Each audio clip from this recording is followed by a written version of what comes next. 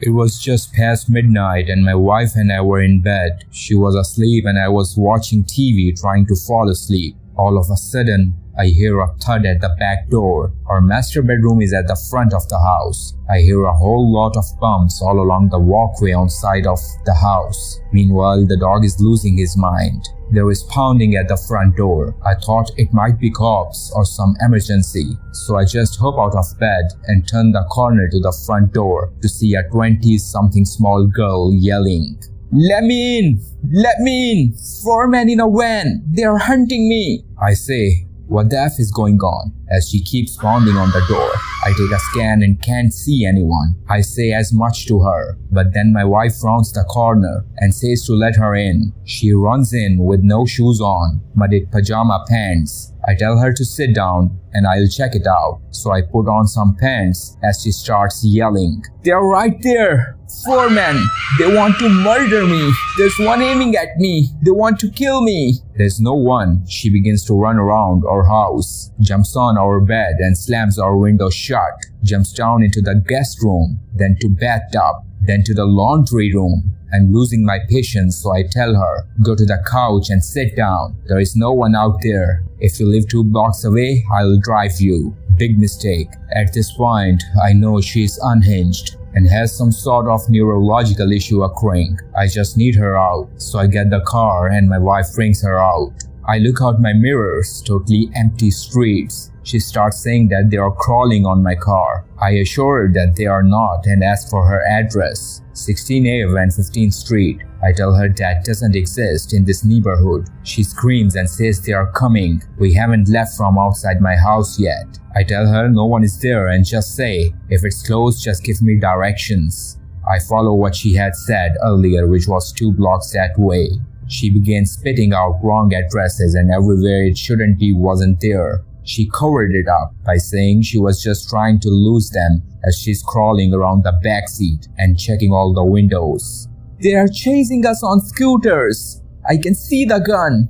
She says go left, right, left, so on, and of course no one is there. I hit the brakes. I turn to her and say, "Sit your way down and put a seatbelt on." She protested, so I said that I'm not driving until she does that. She points to a really nice house and says, "That one's mine." It occurs to me now, maybe it's me who is in danger. Maybe I've been directed to a place to get jumped. So I ask her, "I'm not driving you anymore. Where do you live or where can I leave you?" She said 7-Eleven. So that's where I went. My house is just a couple doors down. I tell her to stay there and call the cops. I run to my house to see if we have same old shoes. I assume she had taken some weird drugs. 5 cop cars traversed the neighborhood for a while. It was obviously her who made all that ruckus. Hope she got it all figured out. I left it to the cops.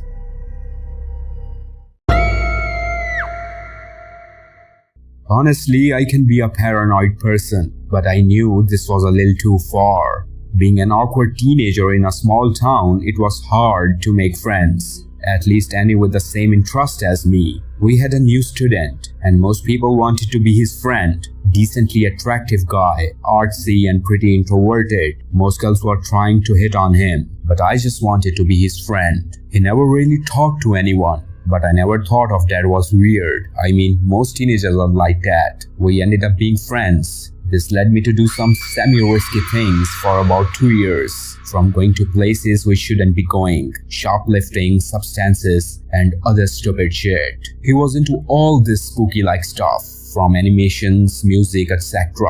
I thought it was kinda cool, all dark and mysterious, meant to be all ominous. He kept journals on journals of random things, nothing I was allowed to see. He had a few drawings of random cult-like figures, saying he wanted to create his own fake cult. After a while, I figured out he was not in the right headspace, from being in and out of mental health specialists to distant parents. I was also a teen who struggled, but something definitely changed.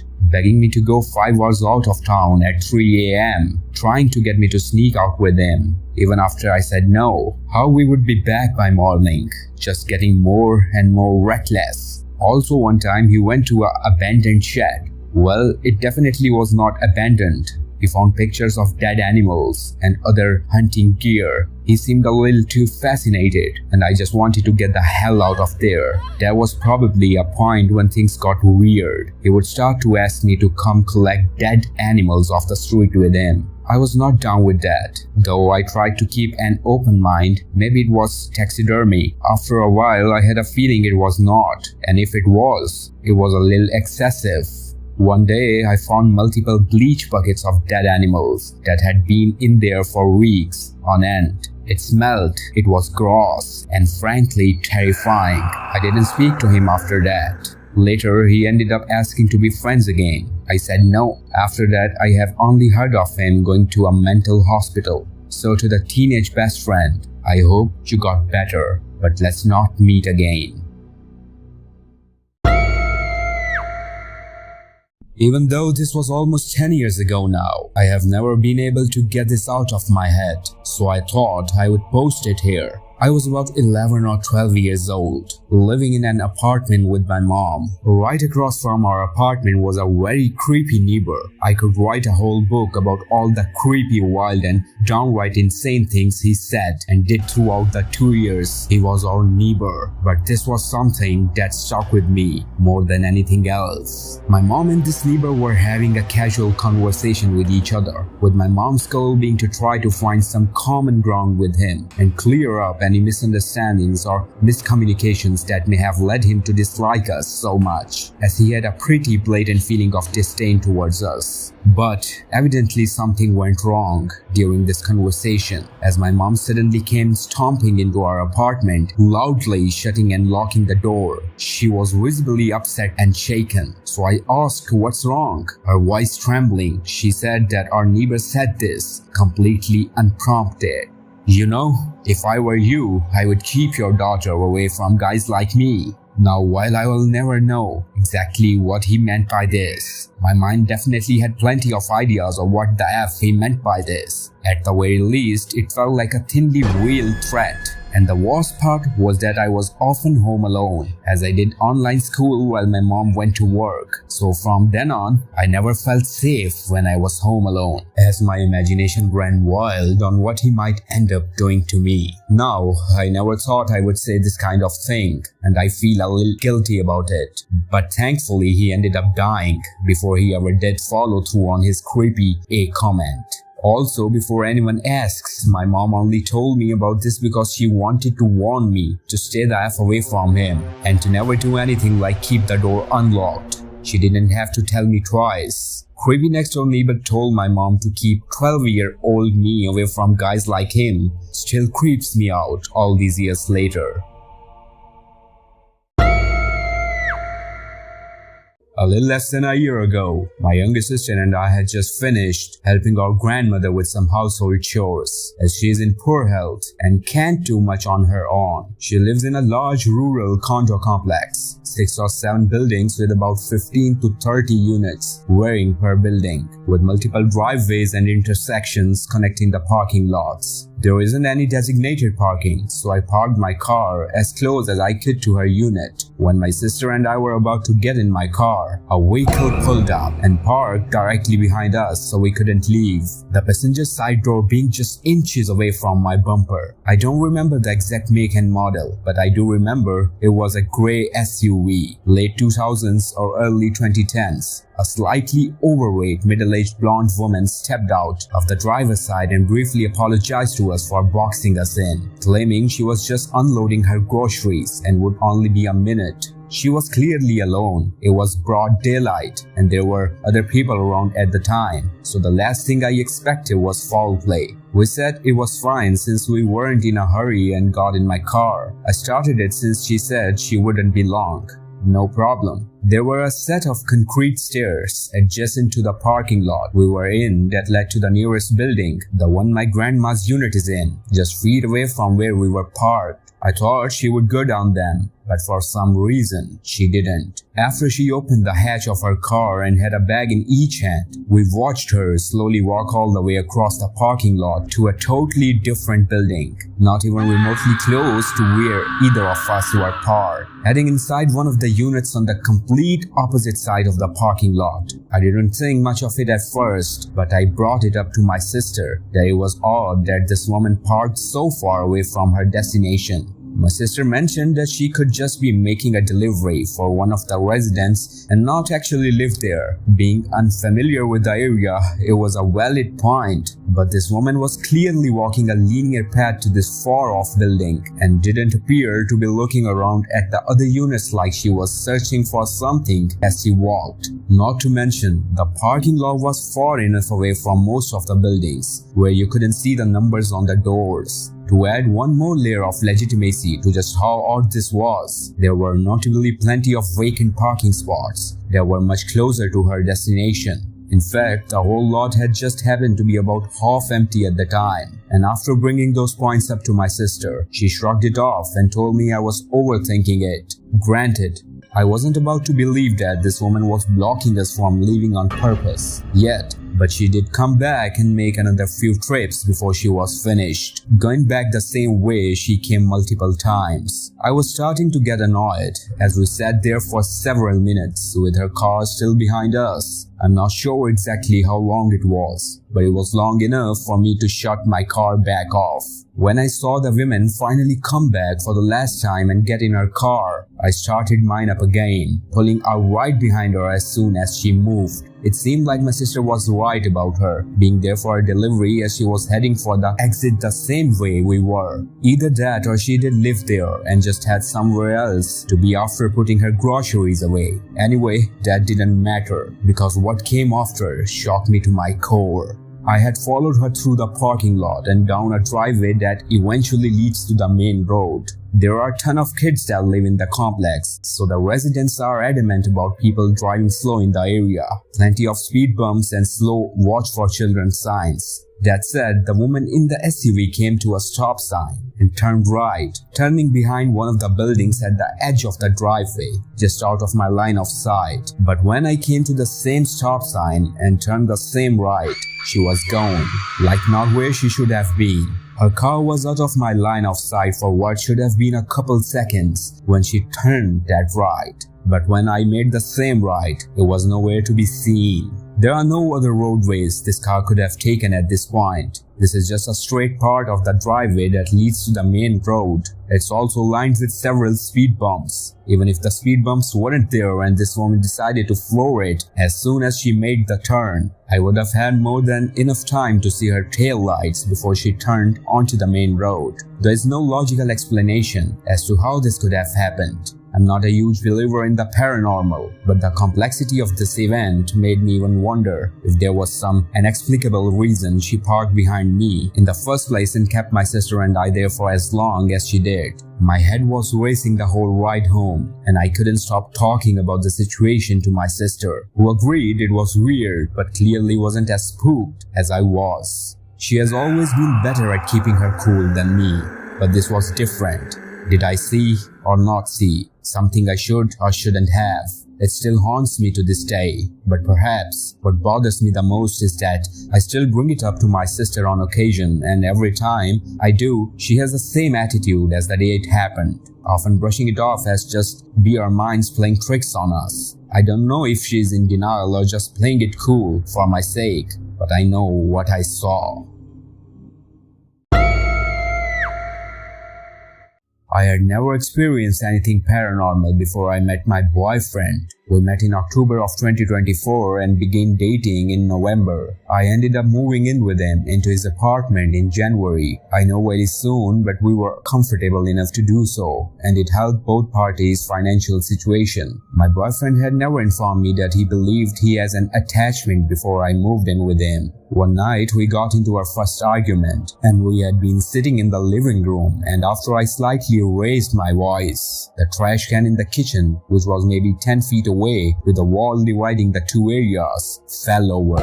It spooked me, and my boyfriend proceeded to apologize to me and informed me that stuff like that happens sometimes. Sometimes when things get upsetting, sometimes when nothing triggers it. Needless to say, of course, I believe in the paranormal. I just hadn't experienced it like that. Now the part I haven't told you guys is that the argument with my boyfriend was about me and my best friend going to Target to buy an Ouija board that same day. He told me he doesn't F with stuff like that, and I told him it's harmless, nothing bad could come from it. I was sorely mistaken. Now, nothing bad came from the board we had purchased because after my boyfriend had informed me of his past with Ouija boards, me and my friend disposed of the board. When my boyfriend was around 11-12, his childhood dog had passed away. He was obviously heartbroken and he was kind of an odd kid from what I had gathered. He told me he was looking through the woods out by his house playing with sticks and dirt, stuff that kids do at that age, when he happened upon an Ouija board. Now from what I recall from the story, there was not a plain chat. I'm not exactly sure what he would have used to use the spirit board, but as a heartbroken kid that just wanted to see his childhood dog again, he attempted to use it.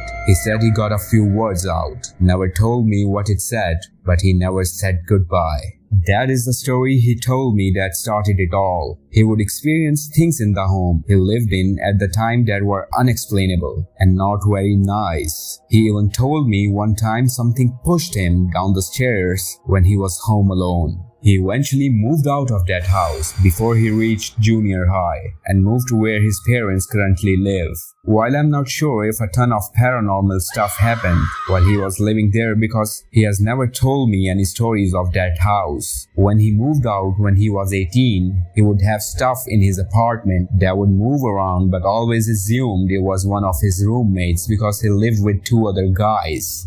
Fast forward to the apartment we live in now. He moved in there a little less than 2 years ago. He moved in with his close friend, who likewise of me had no information regarding that fact that my boyfriend might have a ghost. I hate calling it that, but whatever. My BF's close friend only living there for about 9-10 months before moving back in with his mom. While my BF's friend told me it wasn't because of what was happening, my BF is pretty sure it was. My BF is a pretty unserious individual and likes to call this stuff ooga booga shit, but it's just paranormal activity.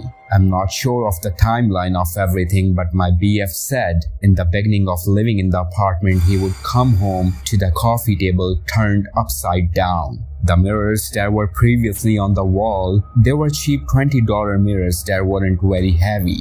On the floor, the Papasan chairs they had in the living room, instead of couch in true bachelor fashion, face down on the floor. When stuff like that started happening, he knew immediately that whatever it was not happy to be moving. His friend even informed me that the mirror that they had hung up, you could see into the living room through his room, and he would see shadowy figures at around 2 to 5 a.m. almost every night that he would stay up. Eventually things stopped being moved when he would leave the house, and everything went back to what he thought was normal. When his friend moved out, one of his other friends moved in shortly after, not aware of the things that had occurred. He talked to my boyfriend one night, after living there for about 5 months, that he would see people or shadow figures from his room through the same exact mirror. When I moved in, the activity had almost completely stopped by then, until the night we had that argument.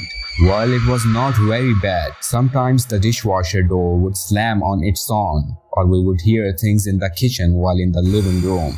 We prayed over whatever it was, but it doesn't feel malevolent, so I never really bothered to talk to anyone about it. We are finally moving into our own place because that apartment is kind of a shithole. The rent was cheap, give me a break. Our washing machine had been leaking, so the landlord had to come and remove the machine and found subfloor damage and mold underneath it. Due to that, we decided to stay with my parents until we move into our next place next week. This caused a little bit of unhappiness in whatever is attached to my boyfriend. We started staying here on Thursday night. It's now Sunday night, and more things have happened than the 3 months that I was living in the apartment with him. My parents have a mother-in-law suite that we are staying in currently. It's pretty separated from the rest of the house, with its own stairs that led to a door outside except for a door in the kitchen area that leads to a hallway with the laundry rooms and my sister's rooms. Around October of 2023, my parents suffered a really bad house fire that caused my whole family to be misplaced until about a month ago. when the renovations had finished. Before I moved in with my BF, I was living in the MIL suite while the rest of the house was still under construction. I was paying my parents about $1,000 a month for rent, which I could barely afford. Anyways, the electrical systems work great, everything's great whatever. So the whole apartment area, MIL suite, has dome lights that you can dim with a switch that has a dimmer built into it. When I was living here previously, I would dim the light all the way down and sleep with that. We started staying here and on the first night I passed out pretty fast. The next night we are having dinner with my mom and me and my boyfriend are sitting at the dining table and the medium-sized vase with glass pebbled in it, pretty heavy object, moves 2-3 inches towards me. I see it out of the corner of my eye, but don't say anything until I look up at my boyfriend. He's giving me the straight face. I didn't like that look. After dinner, we go upstairs and he immediately proceeds to tell me he has never had anything like that so obvious happen directly in front of his face. He explains it as though something was waiting for him to look at the vase so it could happen. He then proceeds to tell me that the lights in the room the night before would brighten and dim on their own, like not just a little bit, like to the point where it was almost completely bright, and they would proceed to go back dark again. And of course, as we are having this convo, the fully lit lights start to dim. Not too much, but enough for us to notice, as if it is responding to what we are talking about. It is currently Sunday night at 2 in the morning and I cannot fall asleep. The previous nights I had been working all day and didn't give a shit and just wanted to play video games and then go to bed. But now I am sitting in bed next to my asleep boyfriend, typing this up because about 2 hours ago, I was sitting on the couch after getting out of the shower with my towel still on, while my BF was in the bed and the lights started to dim and brighten again. Me being kind of a butt, I jokingly suggested that maybe the lights just do that. Not even a millisecond after those words exited my mouth, the lights come fully bright. I'm scared. My heart is racing and my boyfriend responds, "Maybe he didn't like your attitude." Lights go dark. I can feel my pulse in my fingers at this point. I don't know what to do, but my boyfriend definitely has something attached to him, and I am not sure what it is, but I don't like it. I'm sorry I made this story so long, but I felt like it needed some backstory. I'm not sure I'm gonna be able to sleep tonight because the lights have been dimming and brightening for the past 2 hours on their own. I have tried to not focus too hard on it, but it's just so scary. By the way, I know some of you all are gonna be mad, but me and my boyfriend nicknamed it Phil from HR. Trying to put a little humor in a much darker place is easier for the both of us, but I'm scared that naming it may have made it a little too real.